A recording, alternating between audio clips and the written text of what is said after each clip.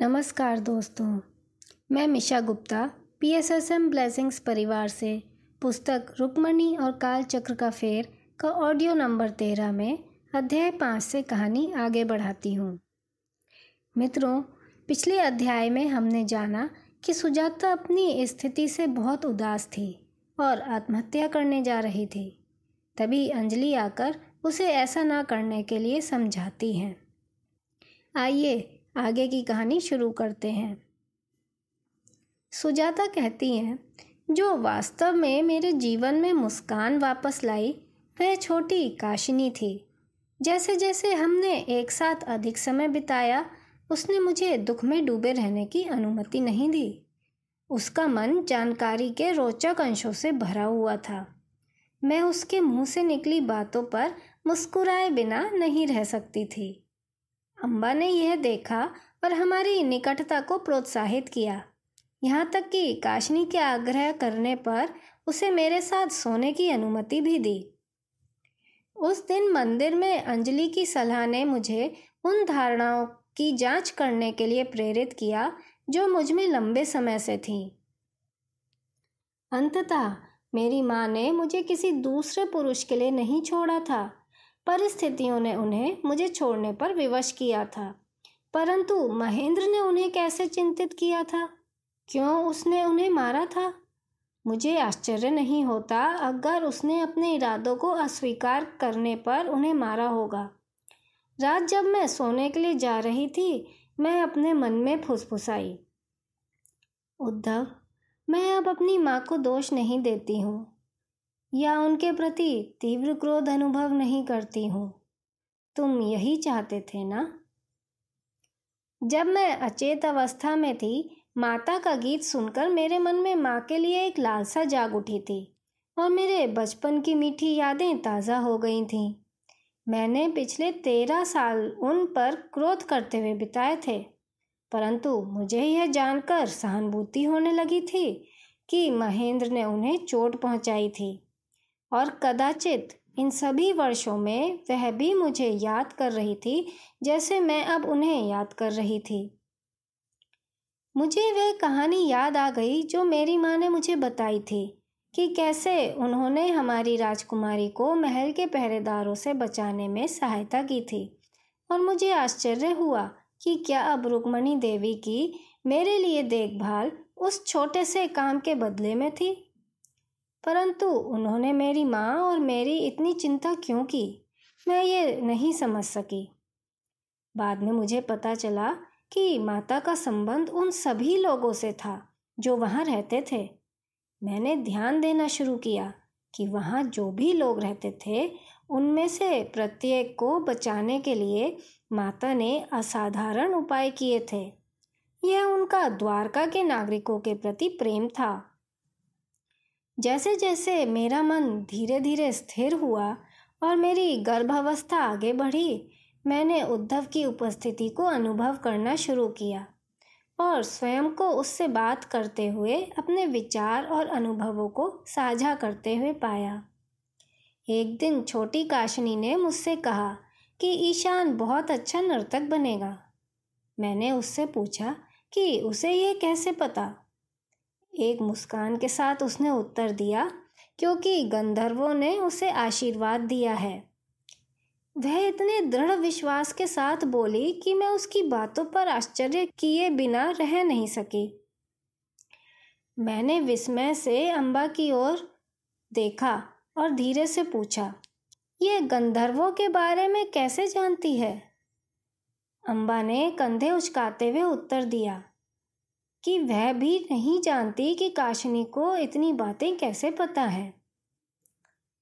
वह सबसे असामान्य बच्ची थी, दुर्लभ दूरदर्शिता के साथ, और मुझे यह जानकर सुकून मिला कि उसके पैदा होने से पहले ही मेरे बेटे की ऐसी एक मित्र थी।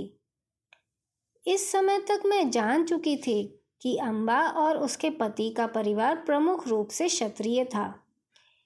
यह वह महिला है जो कि समाज में इतने ऊंचे पद से होते हुए भी मुझे अपनी बहन मानती थी। अगर उनके परिवार को इसका पता चल जाता तो वे क्या कहते? माता ने उन्हें मेरे साथ एक कमरा साझा करने के लिए क्यों कहा था? ऐसा नहीं किया जाता था। अन्य क्षत्रिय महिलाओं के पास अपने निजी कमरे थे। मुझे अंततः अपनी चिंताओं को व्यक्त करने का साहस मिला। मैंने अम्बा से कहा, आपने मेरे लिए जो कुछ किया है उसे करने की स्थिति में आपको नहीं रखना चाहिए था। अम्बा ने बोला, तुम यहाँ का नियम जानती हो ना? हम यहाँ पारिवारिक विषयों पर चर्चा नहीं करते। माता वर्ण और जाति के बीच कोई भेद नहीं करती हैं। हम सभी के साथ समान व्यवहार किया जाता है। और यह सच भी था कि हमें अपने परिवार का नाम भी साझा नहीं करना होता था। हर कोई अपने दिए गए नाम से ही जाना जाता था। वह कुछ पलों के लिए चुप रहीं और फिर बोलीं, जानती हो कि माता ने हमें यहाँ रखने के लिए जो कुछ किया है उसके लिए उन्हें बहुत आलोचना का सामना करना पड़ता है।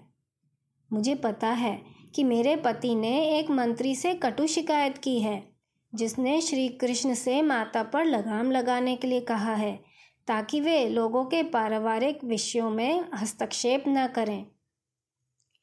श्री कृष्ण ने कैसे उत्तर दिया? मैंने निराशा में पूछा।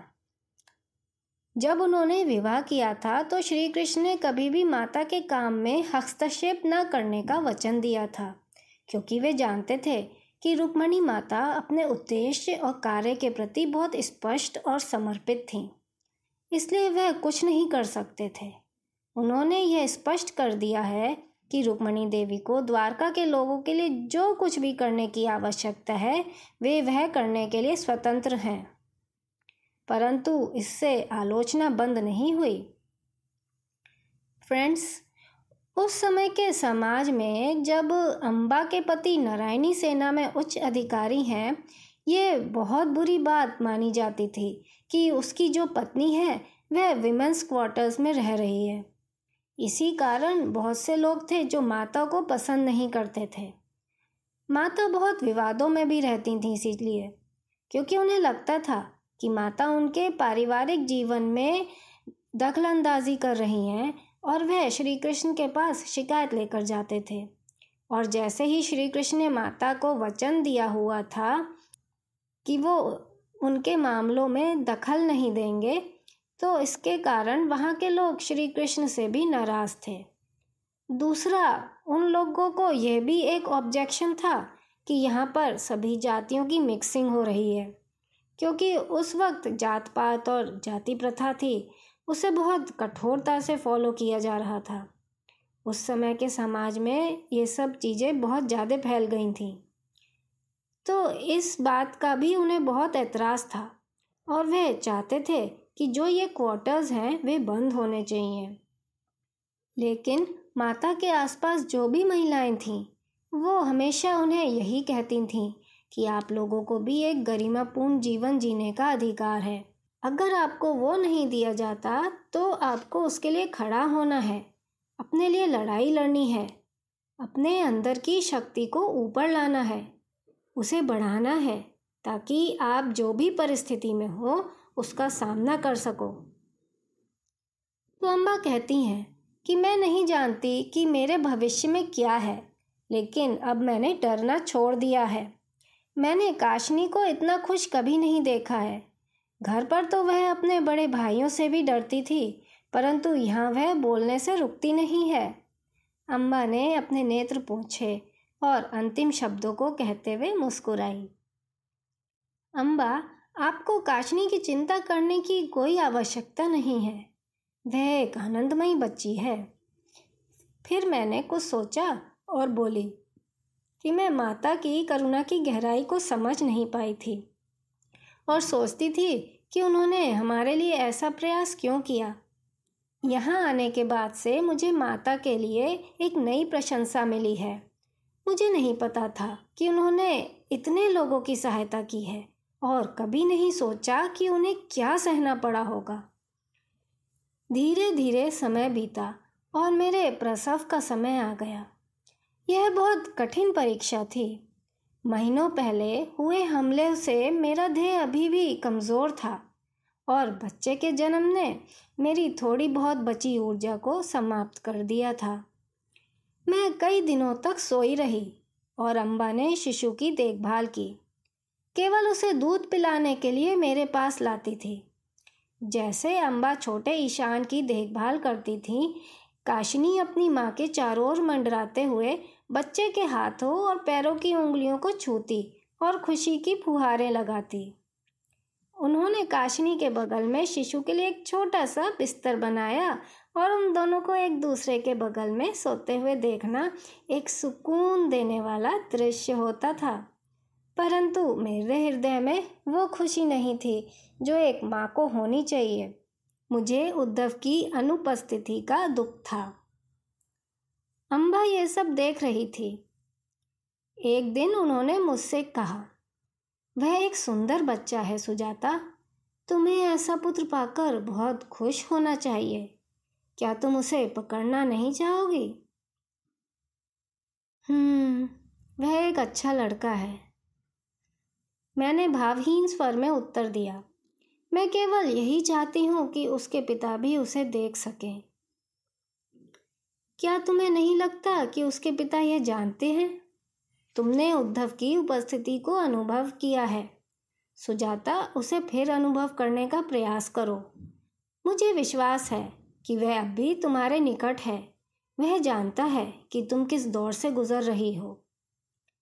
अपनी निराशा पर काबू पाने में असमर्थ मैंने कुछ ऐसा किया जो मैंने पहले कभी नहीं किया था। मैंने प्रार्थना की, विशेष रूप से किसी से नहीं, अपने पति से एक संकेत प्राप्त करने के लिए कि वह मेरे और उनके बेटे के बारे में जानते हैं। मुझे लगा इससे मेरे हृदय को शांति मिलेगी। कुछ सप्ताह बाद उद्धव पहली बार मेरे सपने में आए। मैं एक सुंदर वाटिका में बैठी हुई थी और मैंने उद्धव को देखा जो हमारे बेटे को पकड़े हुए थोड़ी दूर बैठा था। वह प्रफुल्लित था। मुझे बुलाकर उसने कहा, देखो मालिनी, हमारा कितना सुंदर पुत्र है। एक दिन यह बहुत अच्छा नर्तक बनेगा। फिर उसके भाव गंभीर हो गए और उसने बच्चे की ओर मुड़कर भावपूर्ण स्वर में पूछा, मेरे बेटे को कौन प्रेम करेगा? मेरे बच्चे को प्रेम चाहिए। मेरे हिस्से का प्रेम उसे कौन देगा? उसकी व्यथा देखकर मैंने शांत स्वर में उत्तर दिया, मैं उसे हम दोनों के हिस्से का प्रेम करूंगी। वह हमारा पुत्र है उद्धव। उद्धव ने अपना हाथ मेरे चारों ओर रखा और बोला, हम सब एक परिवार हैं। मेरे नेत्र धीरे धीरे खुले और मैंने स्वयं को अभी भी अंधेरे कमरे में पाया। मैं अभी भी उद्धव के साथ अपने पुनर्मिलन की गर्माहट अनुभव कर रही थी। मैं उठकर काशिनी की बगल में उस जगह गई जहाँ ईशान सो रहा था और उसे वापस अपने बिस्तर पे ले आई। वह हलचल करने लगा। मैंने उसे कसकर पकड़ लिया और फुसफुसाई, कितना सुंदर है उद्धव का पुत्र। स्वप्न के कुछ दिनों बाद माता कई अन्य लोगों के साथ ईशान को आशीर्वाद देने आई। उसे अपनी बाहों में लेते हुए वह मुस्कुराई और उससे बोली, तो तुम्हारे पिता तुम्हें गोदी में पकड़ने आए। अब मैं ये सुनिश्चित करूंगी कि तुम अपने पिता के प्रेम को याद रखो। उन्होंने अपनी उंगलियों को माथे पर रखा और कुछ पल के लिए नेत्र बंद किए, फिर खोले। मैंने आश्चर्य से उनकी ओर देखा। वह सपने के बारे में कैसे जान सकती थी? मेरे अनसुलझे प्रश्न का धीमी आवाज में उत्तर देते हुए उन्होंने बोला, तुमने क्या सोचा था कि मैं तुम्हारी प्रार्थना नहीं सुनूंगी सुजाता? प्रणाम में हाथ जोड़कर मैं बस इतना ही कह सकी, माता, ये सपना मेरे लिए बहुत अर्थ रखता है। आपको धन्यवाद। मित्रों, आगे की कड़ी में हम जानेंगे कि सुजाता के जीवन में आगे कौन आता है और कौन चला जाता है। आप सबको बहुत बहुत धन्यवाद।